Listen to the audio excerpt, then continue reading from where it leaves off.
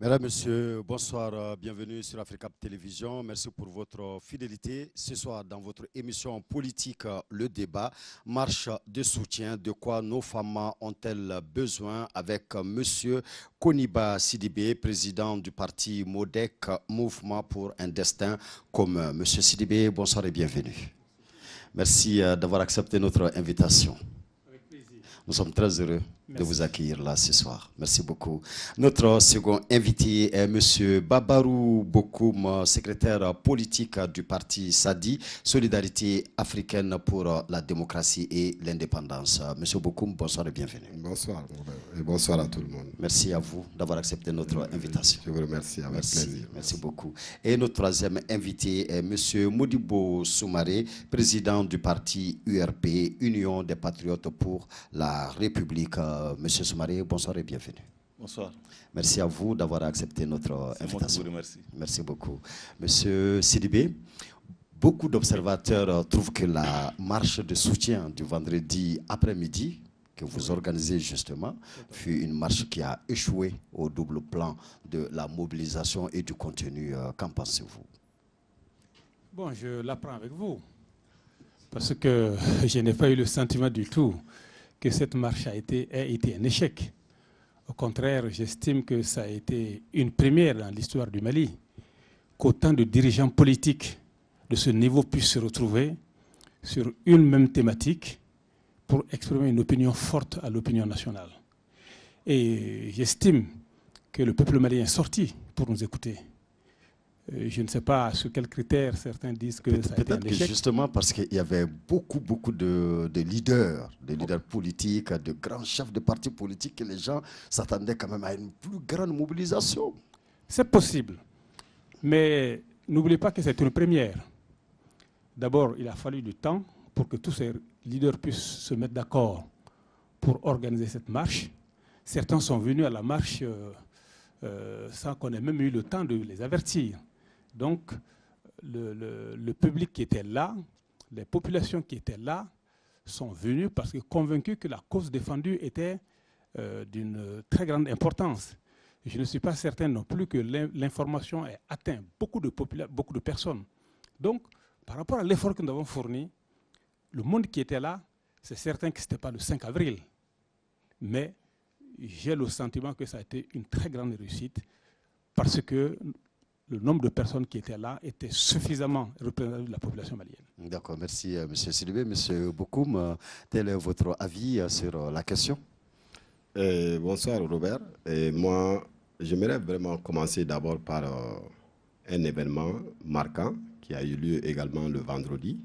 C'est qu'à la marche de Kati, où les femmes militaires marchaient, nous avons bien vu sur les réseaux sociaux que des gens ont brûlé le drapeau français. Alors moi, secrétaire politique du parti SADI, bien vrai que l'on soit clairement contre la politique française au Mali, nous l'avons toujours dit et ça ne change pas d'un iota, mais nous ne pouvons pas également faire fi de nos principes pour fermer les yeux sur de tels actes qui n'honorent pas notre pays. Parce que lorsque on a brûlé le drapeau du Mali à Kidal, je pense qu'il y a eu une émission là-dessus ici, où c'était une condamnation totale au niveau de toute la classe politique malienne et de l'État malien. Et donc, si aujourd'hui, il arrive qu'on brûle, on s'attaque au symbole d'un peuple, eh bien nous disons non aux gens, nous disons stop, que les gens ne confondent pas les choses, qu'ils ne rentrent pas dans la confusion et qu'ils comprennent que le peuple français est un peuple ami au peuple Mali, malgré la mauvaise politique qui est menée en son nom en République du Mali. Et donc cela est une chose qui doit être dénoncée et c'est dommage que l'État malien ne l'a pas fait et que les responsables politiques également se taisent là-dessus, mais c'est quelque chose qui est extrêmement important et que j'ai voulu vraiment rappeler ici et pour faire comprendre aux jeunes que la lutte est ailleurs. Voilà. Et donc quant à la manifestation d'hier et de vendredi, il est clair que moi je ne dirais pas un échec parce qu'après on va rentrer dans les polémiques politiciennes, mais ce n'est pas le cas. Mais tout ce que moi je retiens là-dedans, c'est qu'un soutien à l'armée, c'est vide de contenu. C'est vide de contenu. Soutenir son armée, c'est du pléonasme pour nous. Et le parti SADI transcende le soutien pour aider l'armée. Nous demandons une aide pour notre armée, parce que c'est de cela qu'elle a besoin. Mais pourquoi pensez-vous que soutenir son armée est un pléonasme? Non, soutenir son armée, c'est naturel. C'est-à-dire que l'armée, c'est une composante du peuple et il ne peut pas y en être autrement. Une armée est là pour une raison bien déterminée, pour son peuple, pour protéger son peuple et puis garder tout à fait et veiller à l'intégrité territoriale. Alors, il serait impensable qu'on ne puisse pas être pour son armée ou soutenir. Mais de quelle armée s'agit-il? En ce moment, ça, c'est un autre débat. Nous avons dit que nous ne soutenons pas aveuglement une armée lorsqu'elle s'en prend à ses propres populations, à sa propre population. On ne soutient pas une armée qui fait, comme on appelle, ratissage de façon aveugle.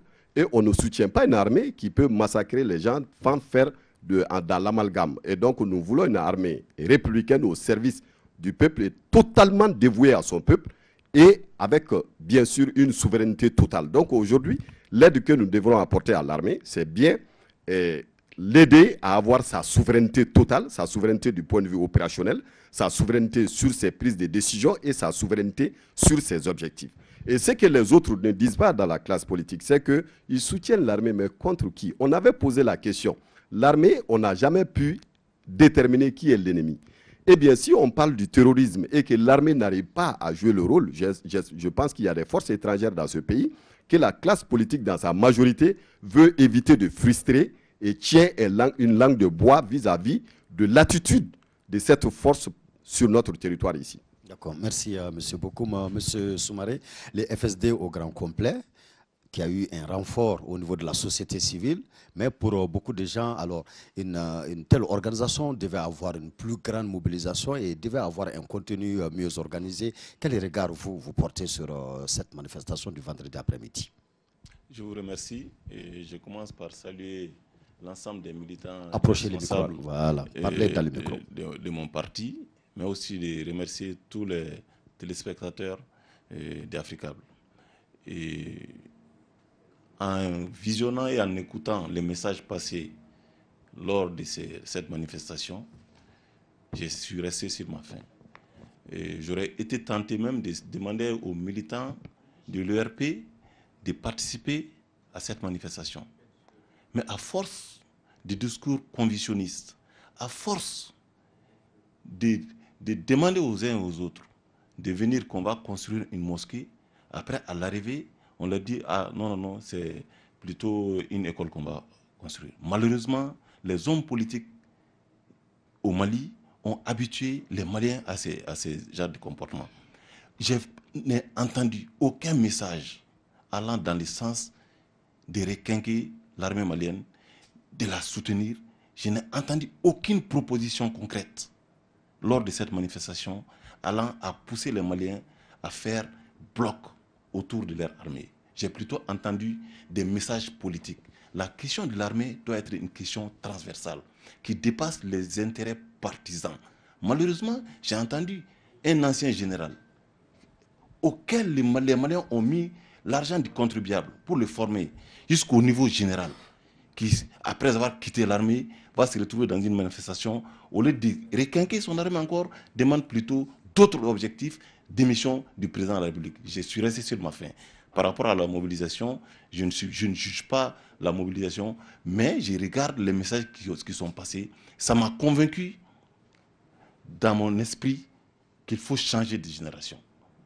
Qu'il faut changer de génération d'hommes politiques et qu'on fasse confiance à des hommes et des femmes qui font ce qu'ils disent, qui disent ce qui plaît, mais qui disent ce dont ils sont convaincus. Malheureusement, quand je vois un certain nombre de responsables qui ont de la peine à se parler dans les coulisses, après ils viennent pour mobiliser. C'est évident que la mobilisation va rester une mobilisation. Merci M. Soumaré. M. CDB, quels étaient alors les objectifs de cette marche? Est-ce qu'on peut dire qu'ils ont été atteints? Je dois dire que je suis très surpris par le discours de mes deux collègues.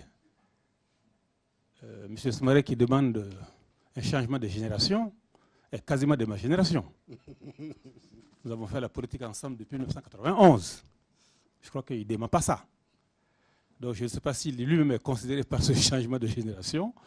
Mais je dois dire que je suis très surpris parce que je n'arrive pas à faire la différence entre aider son armée et soutenir son armée selon le discours de M. Bokoum. Parce que nous n'avons pas dit autre chose. Nous avons dit simplement que nous sommes à un stade où il faut regarder les choses en face et exprimer une confiance claire en l'armée. L'objectif premier, c'est ça. Parce que je vous rappelle un événement.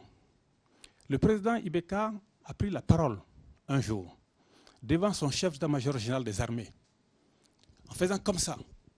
C'est moi qui t'ai mis ici, à Bambara. Si cela se répète, je vais t'enlever. Je vais t'enlever. Franchement, moi j'étais surpris. Je me dis, mais attends, je n'en croyais pas mes yeux. D'abord, c'est un message implicite qui consiste à dire que toutes les défaites que l'armée a subies, tous les crimes dont l'armée a été victime, qu'en réalité, le premier responsable, ce sont les dirigeants de l'armée, à commencer par le chef d'état-major général des armées. Deuxièmement, j'étais surpris et à la fois choqué qu'un président de la République parle de cette manière-là au numéro 1 de l'armée malienne, en oubliant que les troupes vont regarder ce message-là, en oubliant que ces femmes et ces enfants vont regarder ce message-là. Pour moi, c'était humiliant et intolérant. Et avec le message implicite, comme quoi c'est l'armée qui est, en fait, qui a failli dans sa mission. Alors, il est important donc qu'on explique au peuple malien que ce n'est pas l'armée qui a failli dans sa mission, qu'il y a des raisons objectives à cela. Ces raisons objectives, nous les avons données lors de notre meeting. Et ces raisons objectives viennent essentiellement de la mauvaise gouvernance. Et quand mon collègue et ancien camarade Soumaré me dit qu'on a parlé de politique, c'est quand même extrêmement grave pour un homme politique de vouloir dire que l'armée n'a pas une dimension politique. Quand les politiques demandent à l'armée de se soumettre à la première autorité du pays, cela est politique. Le président de la République est le chef suprême des armées. Monsieur Soumaré, n'oubliez pas cela. Et le discours de Ibeka qui consistait à intimider, à presque manquer de respect totalement à son chef d'état-major général des armées, devant le monde entier et toute la nation malienne, mais c'était oublier que lui-même, il est le chef suprême des armées. Donc, cette confusion qui règne au niveau du peuple, il était important qu'on aille expliquer clairement aux gens qu'en réalité, les difficultés de la malienne viennent de la mauvaise gouvernance du président, viennent du détournement de l'argent destiné à l'armée, viennent du fait que les soldats ne sont pas dans les conditions minimales dans les camps au nord du Mali, alors que les partenaires du Mali ont donné beaucoup d'argent pour cela, du fait qu'ils n'ont même pas l'eau souvent dans les campements, du fait que les milliards donnés pour acheter les équipements ont été affectés à d'autres fins, du fait qu'ils n'ont pas de couverture aérienne, parce que l'argent destiné à cela a été gaspillé pour acheter des hélicoptères qui restent cloués au sol. Tout cela est insultant pour nous. Donc, tout cela, il faut dire clairement au peuple malien que c'est la mauvaise gouvernance qui est à l'origine de cette situation-là. Ensuite, suite normale, deuxième objectif, c'est de dire à nos soldats, c'est de dire à nos dirigeants de l'armée, nous avons confiance en vous. Nous avons confiance en vous. Nous demandons au peuple malien d'avoir confiance en son armée. Ce n'est pas donné. Quand on écoute les discours de temps en temps dans la rue, certains disent oui, ce sont des fuyards, ils ont peur. Non. Ça, c'est ceux qui n'ont pas compris le problème. Nous voulons que le peuple malien comprenne que la difficulté vient de là et qu'elle accorde sa confiance totale à son armée. Troisième objectif, c'est de dire, après tout ça, nous avons beaucoup de gens qui sont morts au front. Nous avons leurs femmes, leurs enfants, les orphelins, les veuves. Nous avons beaucoup de gens qui ont été blessés. Qu'est-ce que la nation est en train de faire pour reconnaître, pour être reconnaissant à leur égard? Quand on dit que nous n'avons pas, le message était vide, que nous n'avons rien proposé, nous avons fait des propositions concrètes à ce niveau-là. Que l'État reconnaisse à ses familles, à ses victimes, le droit auquel ils doivent prétendre. Pour que quelque part, ils sachent que la nation leur est reconnaissante et que au moins les corps puissent être rapatriés. Pour qu'on rende les hommages qu'il faut, pour que les familles puissent faire leur deuil. Que les familles qui sont là puissent bénéficier de solidarité de la nation. Allez-y les voir. Souvent, c'est la détresse absolue. Donc, allez dire tout ça clairement. Quand on me dit, écoutez, moi, je n'ai pas entendu de message, je dis, celui qui est sourd n'entend rien.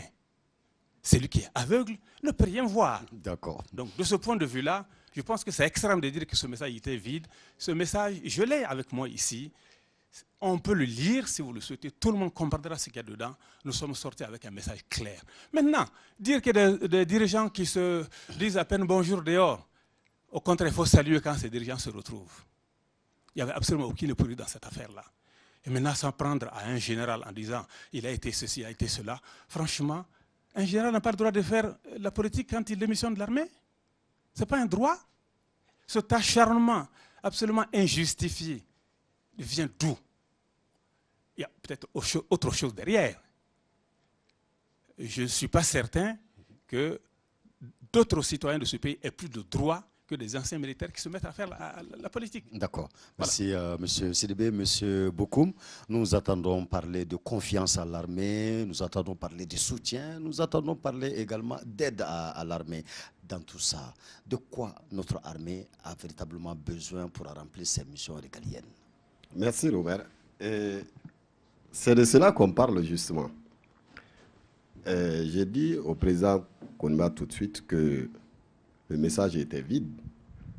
Il ne s'agit pas de votre rencontre. Et d'ailleurs, il faut que je précise qu'ils ne sont pas nos préoccupations essentielles. Il faut qu'on évite parce qu'à chaque fois que l'on rentre dans ces trucs, les gens ont tendance à comprendre qu'on est en conflit dans l'opposition. Non, l'opposition n'est pas notre préoccupation essentielle. Mais il est clair que les lignes sur lesquelles nous faisons évoluer la lutte, elle doit être défendue, vaille que vaille. Maintenant, la rencontre qui a eu lieu, il y avait des messages. Mais ce message n'a absolument rien à voir avec un soutien à l'armée. C'est ça que je veux dire. Le soutien à l'armée, le mot soutien est vide. C'est des intentions, c'est des levées d'intentions. Mais quand on parle d'aide, c'est l'action. C'est l'action, c'est des faits concrets, c'est des propositions. Ce n'est pas de rester à s'indigner sur les conséquences de cette lutte, parce que c'est les conséquences. Quand on parle des familles et tout autre, c'est les conséquences de ce qui arrive. Et ça, c'est la gestion des conséquences des conflits armés. Maintenant, nous parlons d'aider l'armée pour relever le défi actuel. Cela n'a absolument rien à voir avec le soutien tacite comme ça, où on vient, on dit on est derrière l'armée. Pour aider cette armée aujourd'hui, il est important de savoir, de poser le problème. Parce qu'il faut aller au fond du problème pour poser réellement et comprendre pourquoi nous sommes ici. C'est-à-dire, cette situation, elle vient d'où? Elle découle de quoi? Parce qu'une armée a un objectif, elle a sa raison d'être. L'armée a sa raison d'exister. Elle est créée pour des objectifs bien déterminés, mais elle ne rentre en action que lorsqu'il y a un problème. Alors, c'est quoi le problème qui a mis l'armée en activité? Et comment ces problèmes sont gérés? C'est de cela qu'il s'agit. Aujourd'hui, c'est parce que depuis 2012, il y a eu des groupes armés qui sont rentrés en activité militaire sur le territoire et ont demandé l'indépendance. Aujourd'hui, on est arrivé avec l'évolution de la situation où le problème d'indépendance n'est plus d'actualité. Mais les groupes armés également ont signé un accord qui est contesté et qui est contestable.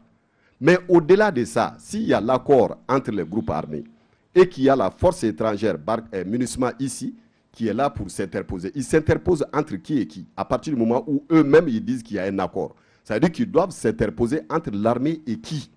Les terroristes? Je ne crois pas. Et donc, dans ce cas, cela prouve que la force MINUSMA qui est là devrait être en appui total à ces forces-là pour recouvrir l'intégrité territoriale. Ça, c'est le premier point.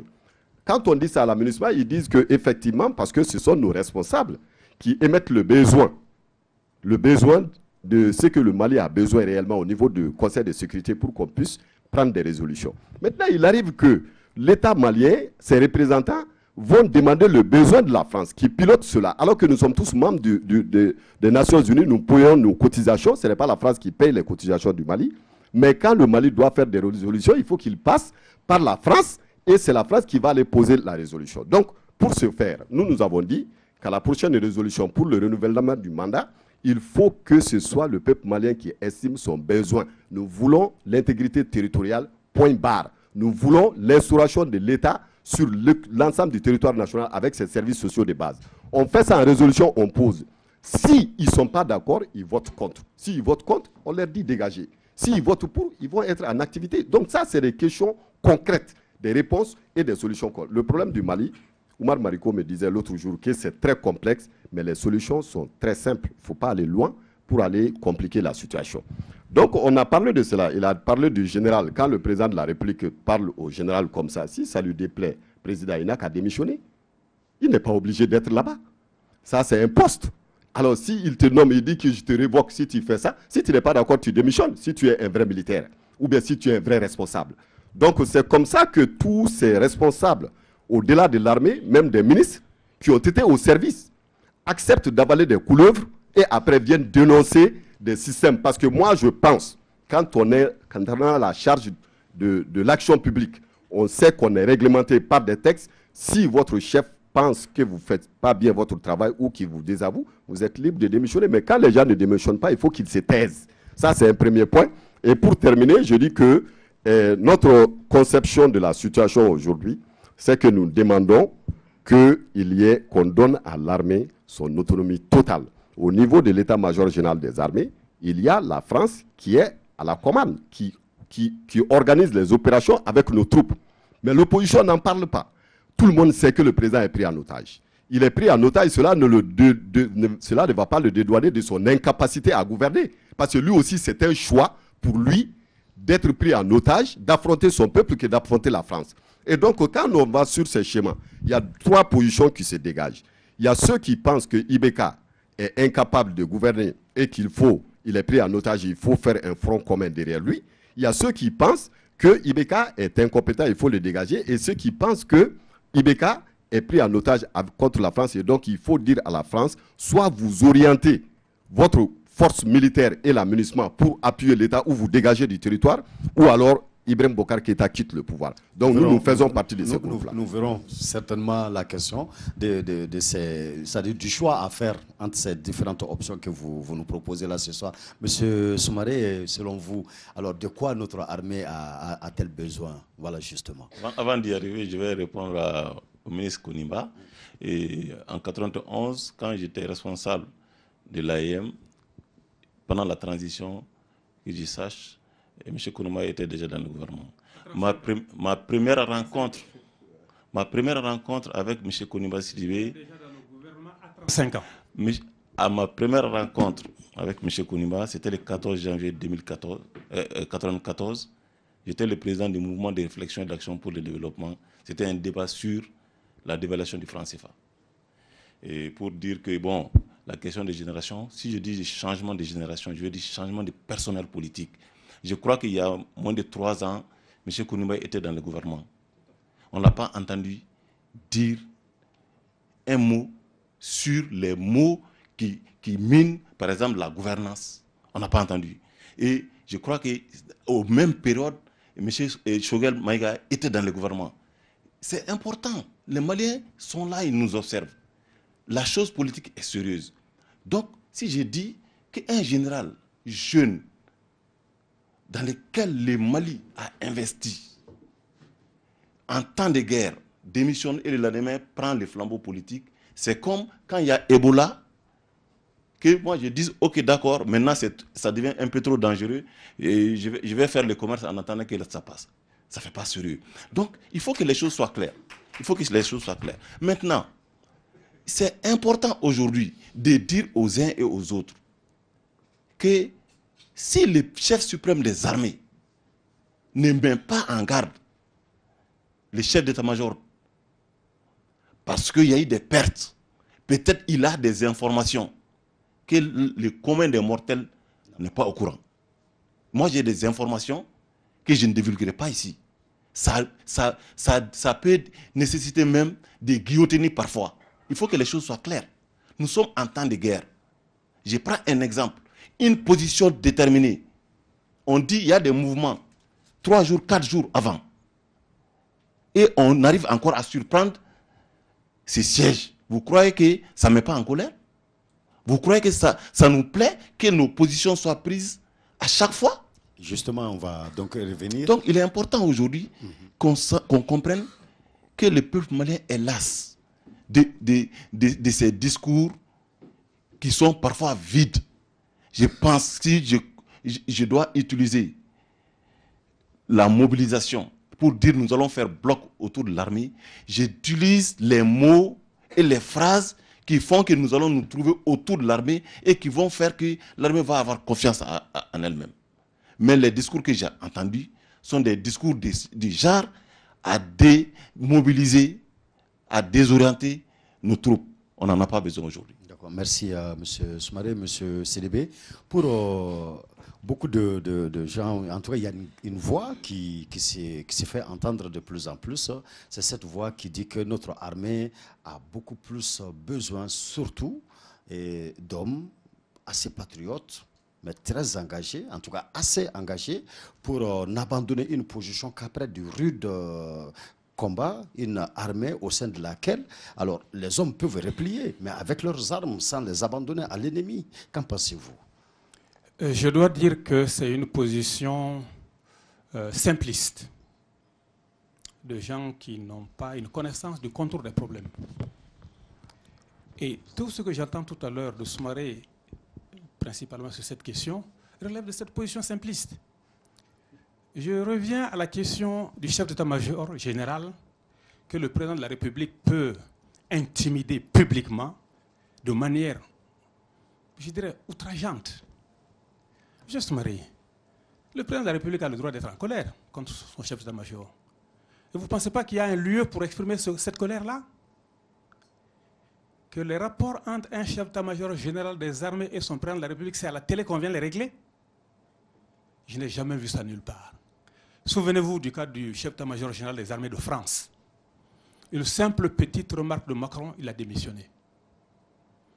Il a dit, les rapports entre un président de la République et son chef d'état-major général des armées, c'est la confiance. Et quand cette confiance n'est pas là, on s'en va. Alors quand le président vient dire publiquement à son chef d'état-major général des armées, si cela se répète, je t'enlève, c'est moi qui t'ai mis ici. Franchement, dans aucune armée du monde, cela n'est imaginable. Parce que c'est une offense au chef général des armées devant ses troupes. Ça me ramène à votre question, la question de l'engagement militaire. Nous avons besoin de militaires patriotes engagés. L'engagement militaire ne tombe pas du ciel. Monsieur Soumaré, l'engagement militaire, ce que vous trouvez être un discours vide, c'est cela qui vous permet de comprendre d'où vient l'engagement militaire. L'engagement des militaires au front vient d'abord de l'exemple qu'il voit dans la direction de son pays. Un militaire qui constate que des milliards sont sortis des caisses de l'État, payés par le contribuable du Mali, pour acheter un avion qui doit venir assurer une couverture aérienne, ont été détournés et que l'argent est cloué au sol. Franchement, est-ce que vous croyez qu'il a besoin, il a envie de mourir pour le Mali? Vous croyez qu'il a envie de mourir pour le Mali? Quand l'argent sort des caisses de l'État pour le mettre dans les conditions dans les camps et qu'ils se rendent compte que des jeunes comme lui qui ont son âge, au lieu de venir au front, détournent cet argent-là pour déposer dans les banques à l'étranger, vous croyez qu'il aura envie de mourir pour le Mali? Vous en avez les preuves? S'il vous plaît, savez-vous? Vous aurez la parole, M. Soumaré. Vous aurez la parole. Alors, je ne suis pas venu ici pour un procès, M. Soumaré. Nous ne sommes pas devant un juge. Tout ce que vous venez de dire, j'aurais aimé que vous donniez des preuves aussi. La question n'est pas là. Ce que le monde entier sait déjà, il n'y a pas besoin de donner de preuves pour cela. Le président de la République lui-même a dit que nous avons été floués sur les avions qui sont cloués au sol. Son fils l'a dit en France, devant l'Assemblée nationale de France, sans se rendre compte que c'est une déconsidération totale du pays. L'engagement militaire a sa source là. L'engagement militaire, quand c'est le militaire est assuré que s'il meurt pour sa nation, la nation lui sera reconnaissante, que sa femme veuve et ses enfants orphelins seront pris en charge de manière digne par le pays. En ce moment, il a envie de mourir pour son pays. Donc, si je comprends bien, il y a une conclusion à tirer ici. La conclusion à c'est tirer que de nous cela, avons des hommes démoralisés. C'est ce qu'il faut admettre d'abord, non seulement nous avons des hommes démoralisés, mais il faut surtout comprendre que l'engagement d'un militaire au front dépend et surtout de la gouvernance de son pays en général et surtout de la gouvernance de l'armée. Comment voulez-vous avoir des militaires engagés sur le front lorsqu'ils ont 5 chefs d'état-major général des armées en 5 ans? La stabilité du commandement est un élément déterminant de l'efficacité d'une armée, de l'engagement des hommes. L'engagement des hommes est basé sur l'estime qu'ils ont pour leur chef d'état-major, sur la chaîne de commandement, sur l'engagement de la chaîne de commandement sur le champ de bataille. Et quand la chaîne de commandement défile au fil des ans, vous pensez franchement que les militaires auront envie de mourir pour le Mali? Demandez aux gens à Bamako. Les militaires ont 1000 raisons de ne pas avoir envie de mourir pour ce pays. Mais cependant, il y en a beaucoup qui se battent pour le pays. Alors, allez-y dire, oui, ce n'est pas des patriotes, ils manquent d'engagement. Franchement, moi, ce genre de discours me met en colère, tout simplement. Parce que j'aurais aimé que ceux qui disent ça aient leurs enfants au front. Oui, mais quelque part, M. Sidibé, vous ne trouvez pas que, alors qu'ils aient manqué d'engagement, se trouve déjà dans votre propre discours là ce soir? Mais bien sûr, ce manque d'engagement, c'est pas autre. Moi, je ne dis pas qu'ils manquent d'engagement. Ils sont démotivés, démoralisés. Ils ne sont pas en situation mentale d'esprit de combat parce qu'il y a tout ça derrière. Et en ce moment-là, parce que le dire de manière simpliste, consiste à dire oui, non, c'est des trouillards, ils n'ont pas été bien formés, dès le moindre premier coup de feu, ils s'en vont. Moi, je vais vous dire un détail qu'un général nous a dit quand j'étais député à l'Assemblée nationale. En ce moment, les gens disaient, au premier coup de feu, les soldats maliens s'en vont. Il nous a dit, messieurs, est-ce que vous savez que beaucoup de ces jeunes-là ont été envoyés au front sans formation adaptée? J'ai dit, mon général, expliquez-vous. Il dit qu'au cours de la formation des jeunes militaires, ils ont des situations d'entraînement, de situations réelles, où on tire des coups de feu, mais vraiment assourdissants. Au point que le soldat s'habitue à cela. Ils appellent ça dans l'armée l'accoutumance au feu. Et quand tu envoies de jeunes soldats qui n'ont absolument aucune accoutumance au feu, et que ça commence à crépiter de partout, il nous l'a expliqué clairement, la question de l'accoutumance au feu. Donc, ce jeune soldat, vous allez l'accuser pour rien. Et nous avons fait un meeting justement de soutien à l'armée pour faire comprendre au peuple malien que ces accusations gratuites faites par des gens aujourd'hui, comme M. Soumaré, sont inadmissibles et que nous nous battons totalement contre cela pour expliquer les vraies raisons pour lesquelles notre armée a des difficultés sur le terrain. D'accord, merci M. Sidibé. M. Bokoum, selon vous, pourquoi nous avons vraiment l'impression que notre armée aussi ne se bat pas comme il se doit, et pourquoi tout le temps laisser les matériels à l'ennemi, selon vous?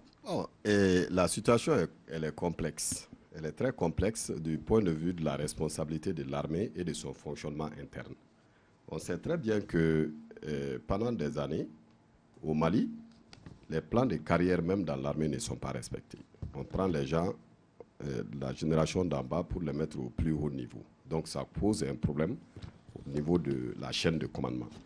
Maintenant, ce qu'il faut qu'on retienne, c'est que le président, il dit une chose et aussi un peu son contraire. Il dit qu'ils sont mal formés et tout ça. Ils sont mal formés, ils ne sont pas aptes au combat. Et quand ils ne sont pas aptes au combat, c'est une responsabilité qui est également partagée au sein de l'armée elle-même. Moi, je le dis, je suis très placé pour critiquer l'armée. Ça ne me dérange pas. Nous, ma famille a fourni 8 officiers supérieurs et officiers de l'armée malienne. Même père, même mère et des frères. Donc, je sais de quoi je parle. J'ai grandi dans les camps militaires. Et tout ce que je sais aujourd'hui, la situation actuelle, c'est que la responsabilité, elle est partagée. Mais le pire de la situation, c'est que l'opposition et le pouvoir actuel refusent de démontrer réellement au peuple malien, c'est qu'une armée, à chaque fois qu'on accepte des forces étrangères également sur son territoire, on la cantonne davantage. C'est comme ici, dans cette salle. Vous et moi, si nous sommes deux, on a la possibilité de filer où on veut. Mais plus on est nombreux, chacun a sa place. Et donc, le fait que les différentes politiques, même de l'opposition, de la transition, parce qu'il faut le dire, ceux qui sont à l'opposition, c'est eux qui ont géré la transition. Il y avait l'ADEMA également, il y avait Diongouna avec sa majorité de l'ADEMA qui ont cautionné l'arrivée des forces étrangères ici, pendant qu'on était les seuls à s'y opposer. Et dans cette histoire, aucun d'entre eux jusqu'à présent n'arrive pas à se remettre en cause face au problème. C'est pourquoi ils sont très logiques. Ils sont obligés d'attaquer soit le président seulement, soit l'armée seulement, parce qu'ils ne peuvent pas parler des forces étrangères, parce que c'est eux qui les ont autorisés à venir sur notre sol sans condition. Parce qu'à l'époque, nous, on avait dit qu'il fallait des conditions et des objectifs à atteindre. On nous a traités de terroristes et de tout. Maintenant que la situation est là, ils suivent leur logique. Ils sont obligés de critiquer sans parler réellement du fond, le fond du problème. Vous avez G5, vous avez MINUSMA, vous avez Barkhane. Et maintenant, c'est Takuba ou Bakuba, je ne sais pas quoi, qui doit venir. Donc, plus ces forces viennent, plus on retire l'armée progressivement, son champ d'action, sa capacité de frappe et son orientation. On est obligé d'être cantonné. Et quand l'armée est cantonnée, il ne s'agit pas d'être expérimenté ou pas. Quand une armée est cantonnée, il n'existe aucune armée au monde qui peut subir des offensives étant sur place. La défensive n'est pas un système militaire qu'on peut tenir pendant longtemps dans une zone hostile. Ce n'est pas possible. Les Français qui sont là-bas sont cantonnés, mais ils ne sont pas en défensive. Ils sont en position défensive et offensive. Ils surveillent les airs et les terres. Ils ont des renseignements qui font qu'ils sont plus protégés que nous. Et comme nous, on n'a pas la possibilité d'avoir les airs, et donc on est systématiquement cantonné à l'intérieur d'un camp, on n'a pas la possibilité d'avoir une propulsion pour aller patrouiller parce que les zones sont minées et puis il y a des embuscades, il y a beaucoup de risques. Donc l'armée a été cantonnée par l'existence de ces forces qui disposent pourtant de la puissance aérienne. Si nos avions sont coulés au sol, ça c'est nos problèmes internes. On va les régler. Ça, il n'y a même pas de doute. Les histoires d'avions coulés au sol, on va les régler. Les histoires de corruption de tous ceux qui ont bouffé l'argent dans ce pays au détriment de la misère d'Azur sur la misère des citoyens, on va les régler autrement. Mais maintenant, le problème, il ne faudrait pas les mélanger. Il y a ce qui existe, qui est réel, c'est que ces forces étrangères qui sont là ont la maîtrise du ciel. On a vu en Syrie, on a vu en Libye, et on a vu également partout dans le monde, c'est eux qui décident de quand on doit continuer la lutte ou quand on arrête. Donc aujourd'hui, ici, ils sont de bonne foi, ils sont de bonne volonté. C'est à eux d'appuyer cette armée malgré sa faiblesse. C'est ce que le pouvoir actuel est incapable de faire. Ils sont incapables de l'imposer. L'opposition qui manifeste soutien à l'armée n'a pas le culot de le dire parce qu'ils savent ce qu'il y a comme conséquences. Et donc nous, on le dit aujourd'hui, on prend les conséquences, c'est le dernier de nos soucis parce que pour nous, c'est le Mali. Il n'y a que le Mali et le reste, c'est autre chose. Merci, M. Bokoum. M. Soumaré, notre armée, toujours surprise, toujours défaite. Savons-nous pourquoi? Et je vais vous dire une chose, c'est important que quand nous sommes dans un débat, que les uns et les autres puissent argumenter. Quand on annonce quelque chose, on argumente. Moi, je suis médecin de formation, mais j'ai pris le soin de m'informer de pourquoi les hélicos sont cloués au sol. J'ai pris l'information. Maintenant, il est important que les uns et les autres sachent que les forces internationales, quand la MINUSMA s'est déployée au Mali, l'URP a pratiquement été l'un des rares partis politiques à se pencher sur la question et à s'informer, est-ce que dans un pays démocratique, quand la MINUSMA, quand une mission des Nations Unies doit être déployée, ce n'est pas pour recouvrir l'ensemble de la souveraineté, ou alors ça doit être une force d'interposition. Donc nous sommes dit, alors il faut que ce soit une force d'appui aux forces armées et de sécurité. À l'époque, certains partis étaient plutôt tentés, étaient à la chasse au pouvoir, à chercher à se faire élire comme président de la République. Maintenant, une fois que la belligérance est terminée, l'accord d'Alger est signé, il est du devoir des hommes politiques, de la classe politique, opposition et majorité, d'expliquer qu'aujourd'hui, le mandat de la MINUSMA, ce n'est pas d'aller chasser les djihadistes. Le mandat de la MINUSMA, c'est d'appliquer l'accord d'Alger. Il faut qu'ils aient le courage de dire ça. Maintenant, la force Barkhane n'est pas une force qui est déployée au Mali, juste au Mali. C'est une force transfrontalière qui est au Burkina, au Niger et dans tout le pays. Donc il ne faut pas qu'on vienne nous raconter et mélanger les chiffons et les torchons. Donc il faut que l'opposition ait le courage de dire, ah, nous quand on était là, la force a été, la force MINUSMA a été déployée et il faut informer les Maliens que sa mission est loin d'être une force qui va chasser les djihadistes. Maintenant, pourquoi nous sommes toujours surpris? Il est important qu'il y ait une meilleure coordination, que maintenant les forces armées et de sécurité expriment leurs besoins et que la force, le pouvoir politique dise, bon, je ne vais pas vous mettre à disposition ces besoins. Ce n'est pas le cas. Jusque-là, aujourd'hui, les besoins qui ont été exprimés ont été, en tout cas en grande majorité, satisfaites. Maintenant, pour tout ce qui concerne les histoires des détournements, nous sommes les premiers, les partis des patriotes, à dire, il faut que les leaders soient exemplaires. L'exemplarité des leaders et des responsables. Nous avons, malgré que nous soyons dans la majorité, nous avons dit qu'il faut demander au président de la République une division par 2 de son salaire, qu'il soit le premier à donner l'exemple, que les institutions, qu'on fasse l'économie. Moi, j'aurais compris ces mouvements de soutien de l'opposition d'avant-hier, si par exemple, ils étaient sortis pour dire, ok, d'accord, le chef de file de l'opposition bénéficie de 500 millions par an, aujourd'hui, nous allons donner aux forces armées et de sécurité, que les hommes politiques, au lieu d'aller donner 100 millions à des religieux, aillent donner à l'armée. L'armée aide.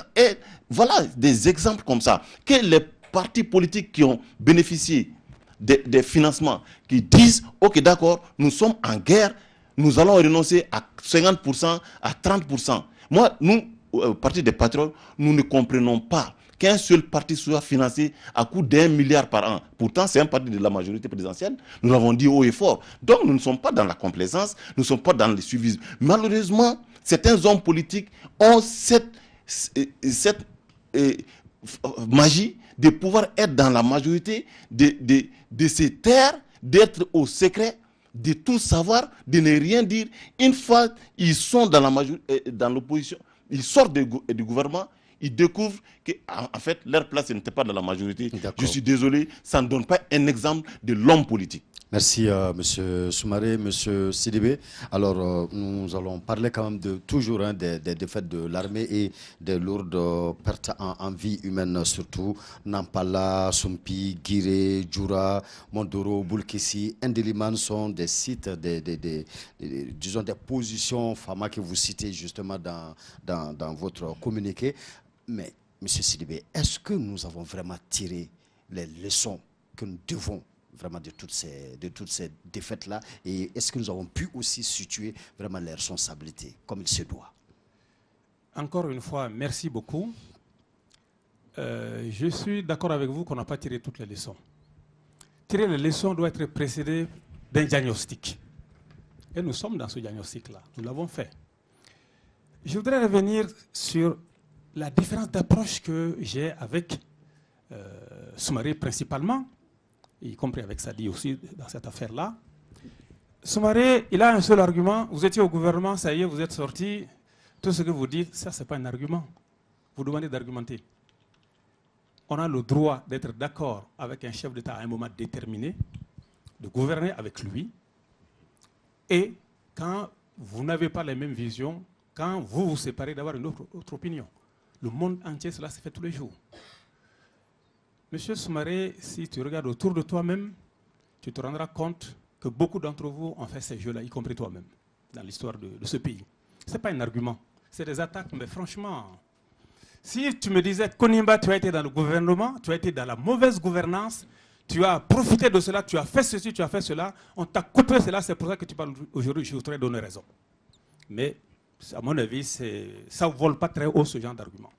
Deuxième chose, qui a été dite, il fallait faire des propositions du genre, diviser le salaire du président de la République par 2. Je ne sais pas ceux qui connaissent le salaire du président de la République. Diviser par 2 le salaire du chef de la République, franchement, c'est de la démagogie, c'est pas autre chose, ça ne va pas plus loin. C'est du populisme, mais vraiment de quartier. C'est du populisme de quartier. Ça ne servira absolument à rien, cette somme-là. C'est epsilon. Je serais même d'avis qu'on double le salaire du président de la République, mais qui ne touche pas à autre chose. Oui, mais parce que c'est auquel il touche, c'est là le problème qu'il est. Donc quand on vient me dire, oui, les 105 millions de chefs de l'opposition, qu'il en donne un petit morceau, on donne 100 millions aux religieux. Qui a donné 100 millions aux religieux? Ce n'est pas ton gouvernement? Je ne suis pas certain que tu sois bien placé pour parler de ça ici. Hein? Donc de ce point de vue-là, ça c'est vraiment du populisme de premier niveau. Le problème de l'armée malienne n'est pas à ce niveau-là. Je ne dirais pas que c'est de la démagogie, parce que c'est moins que de la démagogie. Le diagnostic consiste à dire des centaines de milliards sont destinés à notre armée. Ils sont utilisés à autre chose. Cette autre chose-là, cela ne devrait pas arriver. notre chaîne de commandement ne fonctionne pas bien. Parce que c'est instable. Parce qu'il y a le népotisme. Parce qu'il y a le clientélisme. Bon, comme l'a dit tout à l'heure, on prend des jeunes officiers, on les met chef d'état-major général des armées devant des gens qui les ont recrutés dans l'armée. Ça, c'est le genre de choses qui ne marche pas dans l'armée. Il y a le clientélisme dans le recrutement. Moi, je n'ai pas voulu aller dans tout ce détail parce que pour moi, tout cela est déjà connu.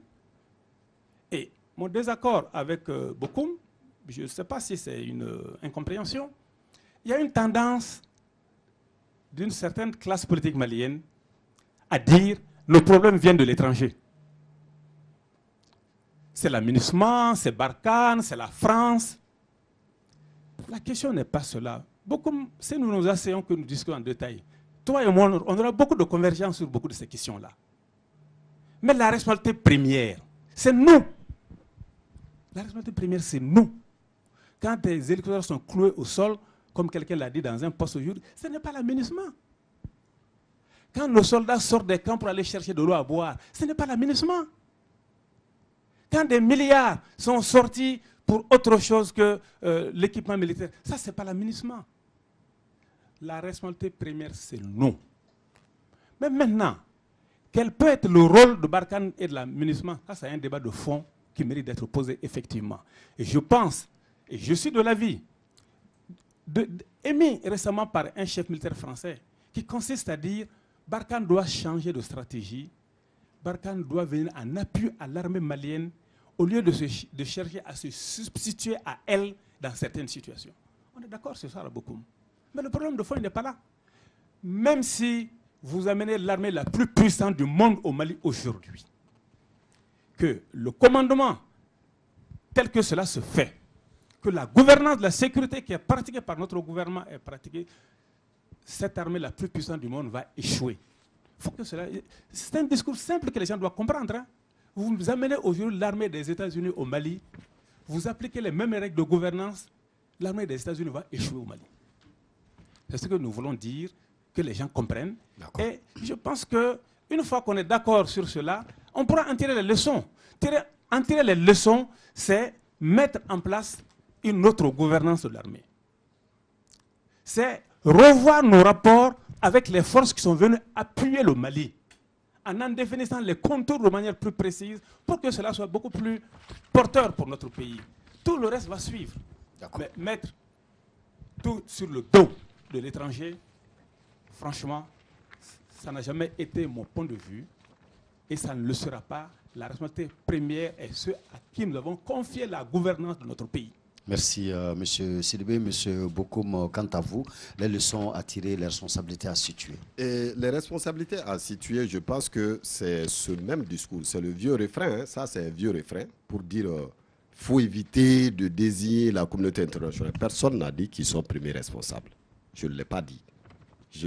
Non, je ne l'ai pas dit et je ne l'ai jamais dit. Nous ne l'avons jamais dit ici. Nous avons toujours dit qu'il y a deux responsabilités. La responsabilité de la communauté internationale, puisqu'elle est là. Parce qu'il faut que vous compreniez, Président, si elle n'était pas là, ce serait lâche de dire que c'est la communauté internationale. Ils sont là. Les faits sont têtus, elles sont visibles. Et vous ne pouvez pas les nier parce que ce n'est pas moi. Vous avez des autorités, un ancien ambassadeur français, Jean-Luc Mélenchon en France, tout le monde le dit, ce n'est pas moi. Et donc, d'ailleurs, ça pose un débat. Maintenant, pour dire dédouaner, j'avais précisé que cette responsabilité de l'aménagement et des forces étrangères ne dédouane pas celle des responsables maliens. Je l'ai précisé. Mais je dis seulement, j'avais cité que... C'est accessoire. Non, ce n'est pas accessoire, monsieur le ministre, ce n'est pas accessoire. Pourquoi? Parce que lorsque vous voulez taper uniquement sur le pouvoir pour dire que c'est sa responsabilité, ça veut dire que vous êtes prêt également à collaborer ou à être inféodé comme eux. Ça, c'est un premier point. Deuxième point, si vous tapez uniquement sur la force étrangère, ça veut dire que vous voulez tout simplement dire que Ibeka est pris en otage. Il faut le tolérer. C'est pourquoi nous avons dit qu'il y a trois positions et il faut synchroniser les deux. Ibeka est incapable aujourd'hui de gérer la situation, c'est clair. Mais le problème, c'est quoi? Ceux qui veulent prendre la place vont être inféodés s'ils ne prennent pas position clairement devant le peuple malien, qu'ils ont conscience de l'implication et de l'inefficacité des forces étrangères ici. Ils ne peuvent pas le dire parce qu'ils pensent que pour avoir le pouvoir au Mali, il faut être d'accord avec l'étranger. Ça, c'est une première conception de l'immense majorité des politiciens maliens. Maintenant, quand on regarde la situation de façon claire, aujourd'hui, on est tout à fait, c'est tout à fait lisible que le fonctionnement normal de notre armée a détérioré. C'est détérioré. Maintenant, est-ce que c'est IBK seul? Voilà une deuxième différence entre nous et beaucoup d'autres membres qui veulent avoir le pouvoir aujourd'hui. Nous, nous ne le cachons pas, nous voulons le pouvoir. Mais nous avons dit que ce n'est pas la responsabilité seule d'un chef. Il incarne un système qui est protégé souvent par certains membres même de l'opposition qui se lèvent, qui tiennent des discours ronflants, mais en réalité, c'est pour juste faire une intervention chirurgicale, enlever Ibeka pour redorer le système de plus belle. Ils l'ont fait pendant les contestations de Ante Abana, on l'a fait pendant que le mouvement était parti pour donner un nouveau tournant à ce pays. Ils l'ont liquidé pour remettre la balle de l'autre côté. Donc, ils sont là, c'est des sentinelles du système et non pas des sentinelles de la démocratie. Donc, il faudrait que, au-delà de la langue de bois, que vous preniez position si vous reconnaissez réellement que la France et la communauté internationale ont une part de responsabilité passive. Je ne le dirai pas des terroristes, je ne le dirai pas, ils ne sont pas terroristes, mais ils ont une responsabilité passive. Le fait de laisser l'armée se faire matraquer pour justifier une nouvelle force d'occupation sur le territoire. C'est ça la stratégie. Et donc si les hommes politiques, le pouvoir actuel n'est pas dans l'incapacité, n'est pas dans la capacité de gérer, mais qu'ils rendent le tablier. Là, on est d'accord. Mais ils ne rendront pas le tablier pour que quelqu'un vienne s'installer pour redorer le système. Non, ça, il n'en a pas question. Et si cela ne passe pas, parce que nous, on ne le demande plus, on va l'imposer. Ça, c'est une vision qu'on va imposer au Mali. D'accord, merci Monsieur Bokoum. Monsieur Soumaré, en 2013, déjà, nous avons vu des politiques dire non à l'arrivée des forces étrangères. Alors, est-ce que nous pouvons dire que c'est toujours ces mêmes politiques-là ou alors d'autres politiques ont commencé à les rejoindre? Si oui, alors quelle conclusion il faut tirer de tout ça, de ce constat-là? Je voudrais dire une chose, la position de l'URP, c'est quoi? C'est de dire qu'il faut une force d'attaque et d'appui aux forces armées de sécurité. Et l'opération Serval en était une. Je crois que les uns et les autres ont compris, quand on a été attaqué, c'est des avions français qui sont arrivés et qui ont pilonné. Voilà de telles opérations, c'est de ça dont nous avons besoin. Deuxièmement, nous disons qu'il faut moraliser la gestion de l'armée au sein de l'armée et la gestion publique. C'est ça la position de l'URP. Maintenant, nous, notre proposition, c'est qu'il y ait une campagne de ratissage jusqu'à Kidal.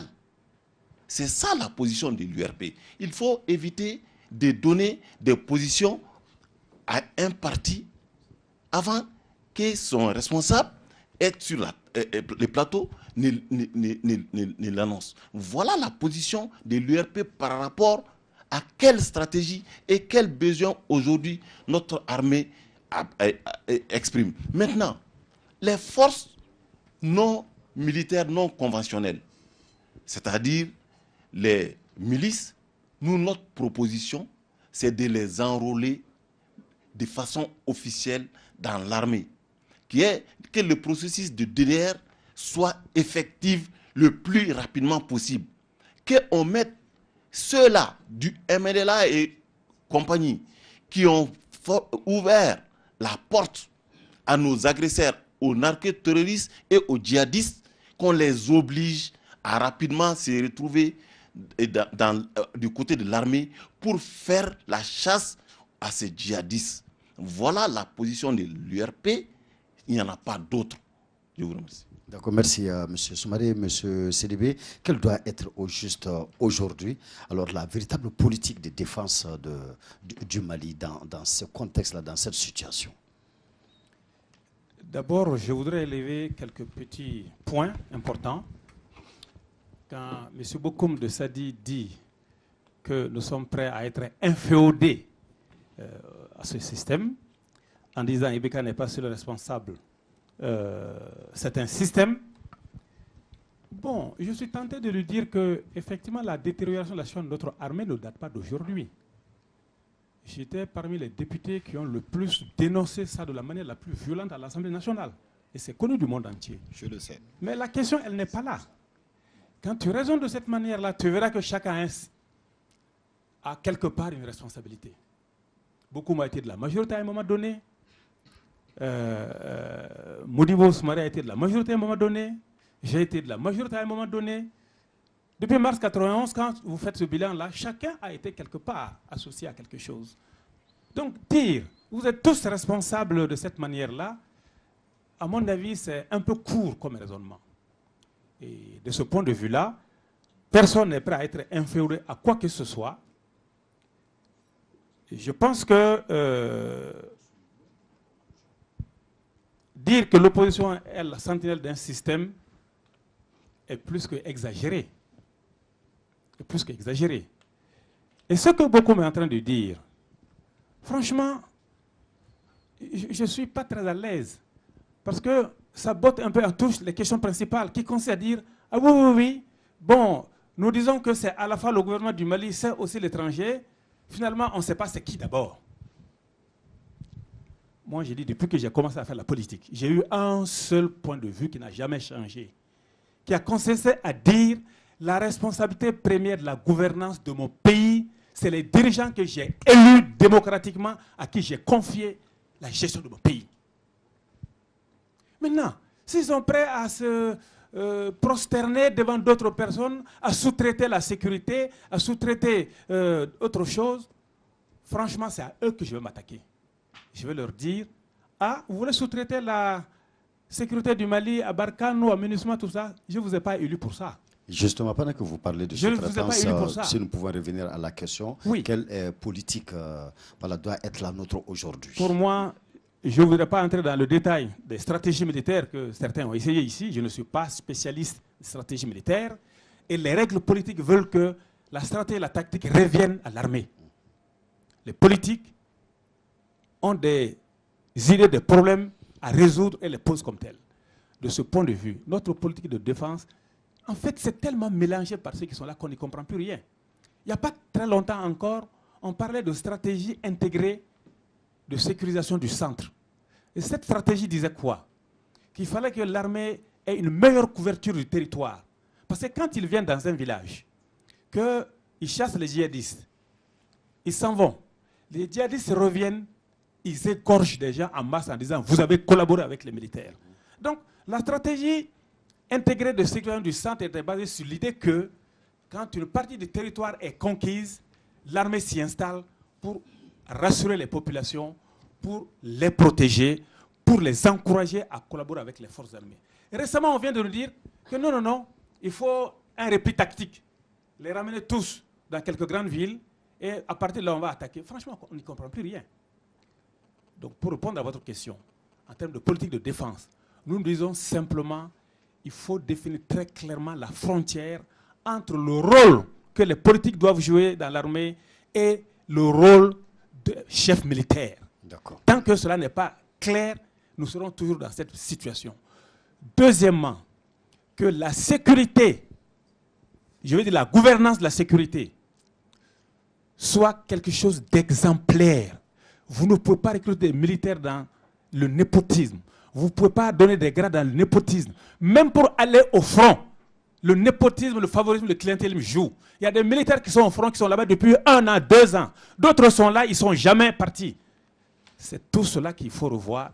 La politique de défense est d'abord une politique équitable, juste, mesurée, qui donne envie aux soldats maliens d'aller mourir pour son pays. C'est les conditions de cela qu'il faut créer et c'est cela qui est au cœur de ce que nous appelons une vraie politique de défense de notre pays. D'accord, merci M. Sidibé. M. Bokoum, on entend parler d'une guerre asymétrique, mais peu importe l'appellation qu'on peut vraiment donner à ce qui se passe chez nous, est-ce que notre armée est suffisamment formée à faire face à cette nouvelle façon de faire la guerre? Non, mais c'est toujours la même chose, parce que la politique de défense, ce n'est pas ça. Ce n'est pas ça. Ça, ce que vous avez dit, c'est le fonctionnement normal de l'armée. C'est le fonctionnement normal. La politique de défense, dans la situation actuelle du Mali, vous ne pouvez pas en parler sans intégrer les forces qui sont sur le territoire. Quelle est la politique de défense que vous avez pour rétablir une défense nationale capable de protéger son peuple. C'est de cela qu'il s'agit. Et quand il s'agit de cela, je ne vous fais pas des leçons, mais je sais que vous avez volontairement esquivé la question parce qu'il est clair que pour parler de la politique de défense, c'est une visibilité. C'est des objectifs, des missions et définir l'ennemi, les alliés et les adversaires. C'est de cela qu'il s'agit. En ce moment, le Mali se dit, voilà qu'est-ce que nous avons comme politique, quel est l'objectif que nous voulons atteindre. Donc on les met en œuvre. Sa mise en œuvre qui passe par forcément l'intégration, de la prise en compte des forces qui sont là. Ils sont près de 20 000. Vous avez 20 000 bottes sur le territoire à côté de l'armée, sans compter les groupes armés. Et comment pouvez-vous parler de politique en parlant de népotisme et autres? Non. J'ai dit qu'au-delà de la classe politique ou de l'État malien aujourd'hui qui est gouverné par des gens qui sont totalement hors jeu. Ils sont totalement hors jeu. Ils ne peuvent pas parce qu'ils sont compromis. Maintenant, les gens, l'opposition, une grande partie de l'opposition qui veulent le remplacer, veulent croiser les tirs sur un homme pour réparer le truc. Mais il faudrait qu'il dégage des positions claires sur la question de la force étrangère. Et nous avons dit que la France n'est pas notre adversaire, ce n'est pas un ennemi, et la MINUSMA pareil. Mais nous leur demandons, nous leur exigeons de se mettre au service de l'armée malienne ici, parce que c'est de notre territoire qu'il s'agit. Là, il y a un accord de défense. L'accord de défense, ils l'ont voté. Tout le monde, tous les partis, en tout cas à l'Assemblée, ont voté. Les 147 députés, sauf le parti Sadi, les 5 du parti Sadi. Nous n'avons pas refusé de voter cela parce que nous n'aimons pas la France. Non, parce que nous voulons tout simplement qu'il y ait un respect de la souveraineté du peuple malien, du respect de son choix à collaborer pacifiquement avec la France. Nous avons leur langue, nous avons leur culture. Je pense qu'ils auraient pu trouver d'autres moyens de collaborer avec le Mali que de passer par des formes un peu rusées, un peu compliquées, que personne ne peut expliquer, que personne ne veut assumer.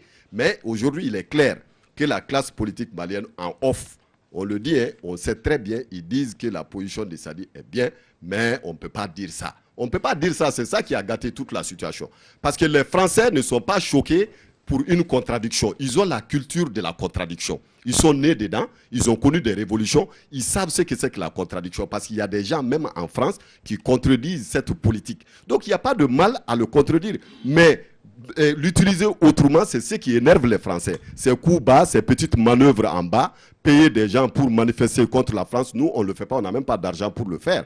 Mais nous pensons seulement que la lutte doit être menée avec responsabilité pour faire croire à ces gens-là, à toutes ces forces étrangères qui sont là au service du peuple malien en priorité. Parce que notre armée, c'est le peuple. Celui qui s'attaque à l'armée s'attaque au peuple. Il faut que ce soit clair. L'armée, c'est le peuple. L'armée est là pour le peuple. Quand tu défais son armée, tu défais son peuple. Donc ça, c'est une logique, une dialectique qu'il faut que les gens intègrent pour dire, au lieu de dire on soutient l'armée. Non, c'est nous l'armée. Et donc, pour des mesures, nous avons depuis 2004, il y avait une loi qui est votée sous ATT, la loi de 04051, que j'ai appris d'ailleurs avec quelqu'un, quelqu'un qui m'avait informé de cette loi que j'ai trouvée. C'est 04051, que les gens peuvent voir, du 23 novembre 2004, qui établit clairement, comme on appelle la loi portant sur l'orientation militaire du pays, sur l'organisation de la défense nationale. Tout est dedans. Il suffit de l'appliquer. ATT a refusé de l'appliquer, Djongoun a refusé de l'appliquer, et Ibeka également, le président Ibeka également a refusé de l'appliquer. C'est une loi qui met l'armée en position de pouvoir réquisitionner biens et hommes, ressources premières, matières premières, tout sur le territoire à des fins de défense nationale lorsque le pays est fortement menacé. C'est de cela qu'il s'agit aujourd'hui. D'accord, merci M. Bokoum. M. Soumaré, nous constatons que il y a beaucoup d'armées au Mali, il y a beaucoup de groupes armés au Mali, mais pourquoi c'est seulement les positions FAMA qui sont tout le temps attaquées alors qu'on n'entend plus parler de revendications sécessionnistes, séparatistes, finalement? On nous veut quoi au juste? Et je voudrais commencer par dire, avant de répondre à votre question, que pour nous, d'abord, à l'URP, si l'amunissement, le mandat de l'amunissement doit rester l'application de l'accord d'Alger, il y a eu combien d'accords par rapport aux questions des rébellions au Mali? On n'a pas eu besoin de l'amunissement pour venir appliquer ces accords. Si c'est leur seule mission, on peut leur dire merci. Il faut que les choses soient claires. Ce n'est pas parce que nous sommes dans la majorité qu'on va garder la langue de bois par rapport à un certain nombre de choses. L'amunissement peut évoluer. Il faut demander. Je n'ai pas entendu 10 000 responsables politiques demandaient. La MONUSCO au Congo a eu des forces, a eu des missions d'attaque. Donc il est important que nous disions, que nous exprimions nos besoins à nos partenaires. Pourquoi nos positions sont attaquées? Il est évident. Moi, j'ai regardé une émission sur France 24. Au cours de cette émission, nos partenaires voient les djihadistes et d'autres à taille humaine. Soit il y a un problème de coordination, soit il y a un problème de complicité. Il faut avoir le courage de dire, alors, maintenant, si on n'a pas les moyens, des moyens aériens, si la France est l'ami du Mali, moi je pense que le peuple français est un peuple ami au peuple malien. Je pense que la politique française qui peut être déployée aujourd'hui au Mali peut être améliorée. Je ne cesse, personne ne peut nous empêcher de dire qu'il faut évoluer vers autre chose. L'opération Takuba, j'ai eu la chance d'entendre un expert français dans l'émission de Juan Gomez développer que c'est pour encore venir faire l'instruction et former nos hommes. Nous sommes dans le feu de l'action. Ce dont nous avons besoin aujourd'hui, c'est des forces aériennes. C'est ce qui manque dans notre pays. Les renseignements aériens, moi, contrairement à certains, moi, je ne pense pas que les troupes soient démoralisées. Je ne pense pas que les hommes sont en train de fuir sur le terrain. Lors de l'attaque de Kona, on a entendu que les militaires fuyaient. Aujourd'hui, depuis lors, on n'entend plus les militaires fuir. Personne. Donc moi, je ne crois pas qu'ils soient démoralisés. Je pense qu'il faut faire une union sacrée autour de l'armée. Que la question militaire, que la question de souveraineté dépasse les clivages politiques. J'aimerais demain pouvoir faire une manifestation commune avec l'opposition pour la cause de l'armée, faire bloc autour des institutions. Au moment venu des élections, on va régler les comptes politiques. Mais pour le moment, le fait est à la maison, il faut faire bloc autour. Donc, c'est important que le Mali, ensemble, opposition, majorité, société civile, qu'on puisse dire et réclamer fort. Si d'autres ont d'autres propositions plus intéressantes que les propositions de l'URP, qu'on nous dise, mais nous on pense que le Mali a besoin pour éradiquer ces djihadistes, ces narcoterroristes, des forces aériennes de frappe, pas seulement de supervision, d'information, de frappe, et on va régler les problèmes en moins d'un mois. Merci M. Soumaré. M. Sidibé, alors beaucoup de gens nous demandaient aussi alors pourquoi il n'y a pas eu une coordination alors, de tous ces mouvements de soutien à l'armée malienne. Vendredi matin, les femmes de Kati, vendredi dans l'après-midi, vous, FSD, dimanche aujourd'hui, le Haut Conseil. Mais pourquoi pas une action commune, une coordination? Est-ce que, quelque part, on parle de la même armée finalement? Je vais vous répondre par une phrase célèbre de Mao Zedong, que 100 fleurs fleurissent. 100 fleurs? Que 100 fleurs fleurissent. Ah, ok. Que 100 fleurs fleurissent. Que 100 fleurs fleurissent. Que tout le Mali se mette en ébullition en faveur de son armée. Nous voulons cela. Naturellement, le jour où tout cela vont se retrouver ensemble sur un seul espace, je suis sûr que les choses prendront une autre dimension. Mais franchement, je voudrais quand même revenir un peu au développement de M. Bokoum par rapport à la politique de défense du pays. Il a parlé d'une loi de 2004. Ça, c'est une loi basique qui existe dans tous les pays du monde. Si cette loi pouvait suffire, il y aurait des guerres nulle part. Où chaque pays allait gagner les guerres qui sont chez lui. Deuxièmement, quand il revient à la question des forces étrangères au Mali, j'avoue que j'essaie de comprendre, mais je n'arrive pas à comprendre. Parce qu'il dit que, bon, les forces étrangères, nous ne sommes pas contre eux, nous ne sommes pas contre la France. Nous voulons que, en fait, j'ai l'impression qu'il ménage la chèvre et le chou. Quelque part, ils ne veulent pas montrer une hostilité ouverte à la France. D'autre part, ils disent non, non, non. C'est un discours militant, à mon avis, pour faire plaisir à une base déterminée, quoi. Ce n'est pas clair. Et je reviens encore sur ce que j'ai dit là-dessus pour que ce soit suffisamment clair. Notre opinion est que ce soit la France, que ce soit Barkhane, le rôle qu'ils pourront jouer pour que le Mali gagne de cette guerre-là dépend de nous et de nous d'abord. À nous de définir notre politique de défense, à nous de définir l'appui dont nous avons besoin dans ce cadre-là et à nous d'être exemplaires dans l'application de cela. C'est de cela qu'il s'agit. Mais sinon, si je suis cette logique, qui est très agréable à entendre, hein, oui, la France, toute la France, il faut la mettre dehors, etc. Oui, c'est bien. Mais en ce moment-là, pourquoi ne pas aller jusqu'à rompre toute politique de coopération avec tous ces États-là? Quelque part. Pourquoi pas? Vous voulez leur argent d'un côté, de l'autre côté, vous dites non, non, ça c'est pas... Non, c'est pas comme ça qu'il faut faire. Le Mali a des partenaires, il ne faut pas tout mettre sur leur dos. C'est à nous de définir nos besoins, de nous montrer exemplaires et de définir ce qu'on attend d'eux comme appui dans ce cadre-là. Sinon, si je pousse le raisonnement loin en disant, en fait, on n'a pas besoin d'eux en rien, je vous rappelle que le budget des investissements publics du Mali, je dis bien le budget des investissements publics, les infrastructures, les écoles, tout ça, là, est financé à plus de 70% par l'aide au développement.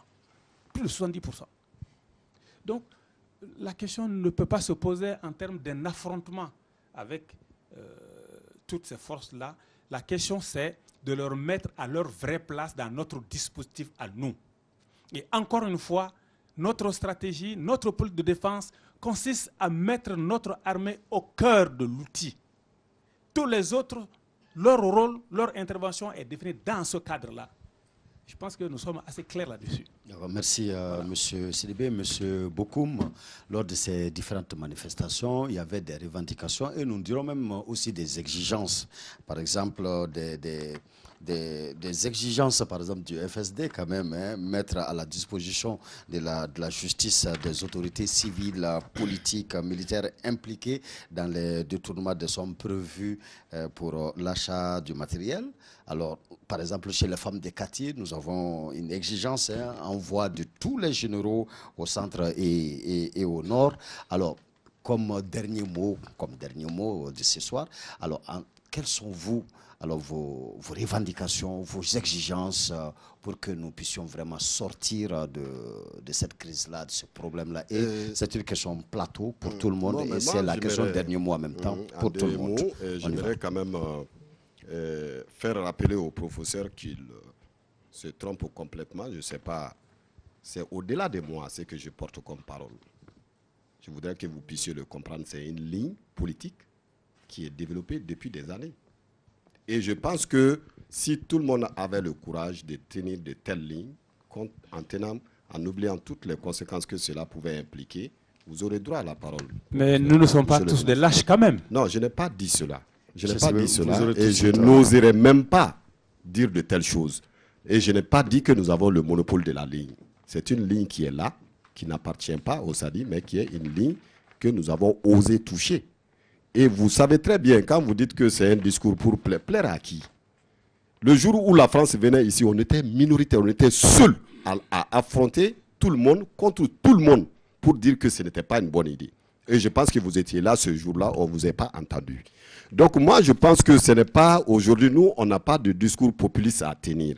Nous avons une ligne qui ne varie pas. Elle peut être contestable, elle peut être discutable, elle peut être même fausse. Mais c'est notre conviction, c'est notre combat. Et nous le disons clairement, la France n'est pas un ennemi, ce n'est pas une langue de bois. Mais la politique menée ici, c'est différent du peuple français, c'est différent du pays qui est la France, qui comporte en son sein des gens qui sont de notre côté, qui ont toujours été des amis du peuple malien. Et vous-même, vous avez des amis parmi eux. C'est pourquoi quand on tient de tels discours, c'est pour éviter de faire de l'amalgame comme les Maliens ont l'habitude de le faire au niveau de toute la classe politique malienne, pour essayer de mélanger les choses pour qu'il n'en découle aucune responsabilité. Alors moi, je pèse mes mots, je sais ce que je dis, mon discours n'a jamais été populiste, il est clair et net. La politique menée ici et en Afrique, la politique française, est contestable et nous l'avons toujours contestée et nous ne sommes pas d'accord avec. Et cela ne fait pas autant la France, notre ennemi principal. Ça, il faut que cela soit clair. Maintenant, quand on revient à la mise en, comme on appelle les dispositions à prendre aujourd'hui pour que nous puissions sortir de cette situation, je reviens à la même chose. Il faut qu'il y ait un vrai chef des armées qui ne puisse pas être celui qui est là-bas actuellement, qui soit en mesure de pouvoir donner une orientation à son armée et avoir une autonomie totale et opérationnelle. Parce qu'au niveau de l'état-major général des armées, vous avez les forces étrangères dedans. Mais nous, on n'a pas la possibilité d'aller dans leur opération. Donc, ils savent tout ce que nous faisons. On peut collaborer, mais à état-major différent. Que chacun puisse avoir son intimité militaire et politique. En ce moment, cela pourrait permettre à l'armée d'entreprendre beaucoup de choses. Et deuxièmement, les prochains mandats des Nations Unies, qu'on leur impose le besoin du peuple malien d'appuyer l'État à recouvrir le territoire national. Cela est différent d'appuyer le régime. Parce que je ne pense pas que le régime puisse se maintenir jusque-là parce qu'il ne tient sur rien. Il est dans l'incapacité de diriger. On est d'accord avec tous ceux qui pensent aujourd'hui qu'il doit partir.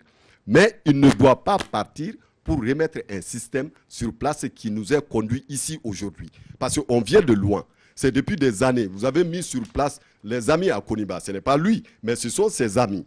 Ce sont ses amis, ses amis qui ont mis ce pays dans l'état actuel dans lequel nous nous trouvons, en allant au-delà de ce qui était faisable, au-delà de la corruption, au-delà du pillage de l'État, au-delà de s'enrichir sur la misère du peuple. Aujourd'hui, on s'enrichit sur la vie du peuple malien, c'est-à-dire qu'on est dans l'incapacité de réunir les conditions pour que les gens puissent être en sécurité. Donc la sécurité au Mali passera également par la liquidation de ce système pour mettre sur place une armée au service de son peuple. Une armée qui n'est pas également une armée, parce que celle que nous avons aujourd'hui est à l'image du système que nous disposons. Parce qu'il faut que les gens fassent la différence. On soutient une armée qui est à l'image de son système, du système qui n'est pas là pour son peuple. C'est un système qui est basé sur l'exploitation de son peuple, qui est basé sur tout simplement la négation de l'intérêt public au détriment de l'intérêt privé. Donc nous pensons que l'armée actuelle roule sur ces pas-là. C'est pourquoi elle a des difficultés à mettre en œuvre des véritables politiques au service de son peuple. Donc ce que nous demandons aujourd'hui, il faut qu'il y ait un changement de système qui va engendrer une armée nationale capable de défendre le Mali, vaille que vaille, coûte que coûte. Merci, monsieur Bokoum. Monsieur Sidibé, comme dernier mot, je reviens donc à vous, sur la base quand même d'un constat. Alors, nous avons vu votre communiqué. Dans votre communiqué, vous avez beaucoup d'exigences, vous avez des revendications, mais les militants quand même ont tenu certains propos qu'on n'a pas vus dans le communiqué, par exemple, tel que quitte le pouvoir, là, en s'adressant à Ibeka. Est-ce que vous pouvez rapidement nous expliquer, alors, ce hiatus-là entre le communiqué et ce qu'on disait sur le terrain? Voilà, ce hiatus-là est simple. Vous savez, quand des forces politiques doivent se regrouper, il y a une ligne minimale qu'on essaie de construire. Un point de vue commun à tous ceux qui sont là. C'est ce point de vue qui est dans le communiqué. Mais ceci étant, ça ne gomme pas les différences de point de vue et d'opinion. Cela laisse la latitude à chaque responsable, aux militants de chaque parti, d'exprimer quelle est la position de son parti. Mais ce qui engage le groupement, c'est ce qui a été lu et qui est la déclaration. Merci. Alors, votre proposition vraiment pour sortir de cette crise-là? Pour sortir de cette crise... Et en même temps, je précise, c'est votre dernier mot, parce que la dernière fois, je n'avais pas insisté là-dessus. Le dernier mot, il est assez clair. Okay. Il consiste à dire aux Maliens, d'abord, soyons humbles, cherchons à comprendre quelle est la réalité de cette question-là. Évitons les accusations gratuites à gauche et à droite. Je répondais à Bokoum tout à l'heure en disant nous ne sommes pas tous des lâches. Parce que quand il dit ayez le courage de dire ça, ayez le courage de dire cela, ça me donne le sentiment que nous avons des choses à cacher. Nous n'avons absolument rien à cacher. Nous disons simplement que le destin du peuple malien doit rester entre les mains du peuple malien et que le peuple malien sache que la situation qui est là aujourd'hui n'aura aucune issue favorable, n'a aucune chance d'être réglée si elle ne se lève pas pour reprendre sa souveraineté dans la gouvernance du pays et dans la gouvernance de la sécurité. C'est ça le message fort, de mon côté en tout cas. Je ne suis pas là pour venir parler au nom du FSD. Vous m'avez simplement demandé de parler du communiqué et de pourquoi nous avons fait ce meeting et je l'ai éclairci. Mais ceci étant, il est absolument clair aujourd'hui pour beaucoup de gens dans ce pays que seul le peuple souverain peut reprendre son droit légitime à exiger de ses gouvernants une bonne gouvernance, aussi bien dans le domaine de la sécurité que dans tous les autres domaines. C'est un préalable absolu. Sans cela, nous n'irons nulle part. Et cela relève d'un raisonnement simple. Bamanankana, ko touriste ka jugoroma dondo. Donc on a beau aller chercher l'aménagement, la Barkhane, Takuba et tout le reste, touriste ka jugoroma dondo. Donc évitons d'être un touri. Essayons de prendre le problème à bras-le-corps. Soyons sérieux dans le règlement de ces problèmes, soyons exemplaires. Et je suis certain que ceux qui veulent nous aider vont nous aider sur cette base-là. Donc, je demande simplement au peuple souverain du Mali de garder la confiance en elle-même et de savoir qu'aucune situation n'est jamais définitivement perdue et que le Mali se relèvera le jour où toute la population malienne se lèvera d'une seule voix pour exiger que le Mali se relève. Merci. Merci beaucoup, M. Sidibé. M. Soumari. Je vous remercie. Je commence par la question de la justice. Je crois en la justice de mon pays. Je crois que si on décourage ceux qui détournent les sous de l'armée, au sein de l'armée comme en dehors de l'armée, ça va décourager plus d'un et ça va mettre moins en danger nos hommes sur le terrain. La question par rapport aux généraux. À l'URP, nous, on a fait un séminaire, il y a de cela 9 mois, à Kangaba. Notre proposition, c'est quoi? C'est de dire qu'il faut rappeler tous les militaires maliens qui sont en mission à l'étranger, de les rappeler pour venir. Il y a fait en demeure pour aller sécuriser Centrafrique, pour aller sécuriser je ne sais pas où. Il faut que d'abord le Mali même existe. Notre pays est menacé dans ses fondamentaux. Donc ça fait partie d'une des propositions de l'URP. Maintenant, la conception de la guerre, je pense que les généraux, il ne s'agit pas de les balancer à l'intérieur.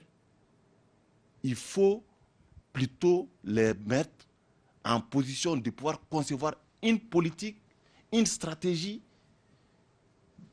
gagnante. Cela peut nous permettre maintenant de les déployer dans les zones, dans les différentes zones stratégiques de notre pays. Il est évident que quand les hommes de troupes voient des généraux, des colonels parmi eux, ça les réarme moralement. Quand je disais dans mon propos qu'il fallait diviser par 2 le salaire du président, j'y crois fermement. Je pense que tous les Maliens devraient proposer des choses. Et chacun à son niveau fasse sa contribution pour l'armée. J'ai dit, le président, que lui montre la voie. Ensuite, je suis médecin, on peut demander par exemple à toutes les cliniques, à tous les cabinets, de proposer 2-3 lits pour les blessés de guerre. De mettre à disposition leur bloc opératoire pour les opérations des blessés de guerre. Il est évident que nos hommes, nos artistes ont leur rôle à jouer. Je pense que je lance un appel à nos artistes pour qu'ils conçoivent des chants d'encouragement pour nos hommes sur le terrain qui meurent tous les jours. Il est évident, si tous les Maliens contribuent et que cette cagnotte est bien gérée, bien contrôlée, il est évident qu'on va avoir la victoire. Maintenant, nos ennemis, c'est la mauvaise gouvernance, ce sont nos agresseurs.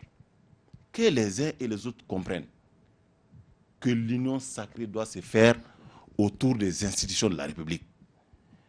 Notre ami, c'est cette union sacrée autour des institutions de la République et de l'armée. Nous croyons fortement au peuple malien, à son armée, et nous appelons à faire bloc autour des institutions de la République. Je vous remercie. Merci, Monsieur Soumaré. Oui, vous pouvez applaudir. Voilà, nous arrivons vraiment au terme de notre émission de ce soir, mesdames, messieurs.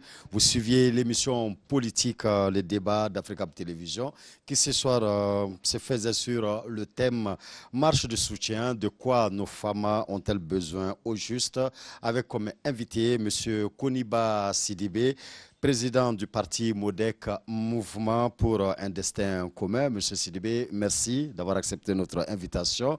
Notre second invité était Monsieur Babarou Bokoum, secrétaire politique du parti SADI, Solidarité africaine pour la démocratie et l'indépendance. Merci Monsieur Bokoum.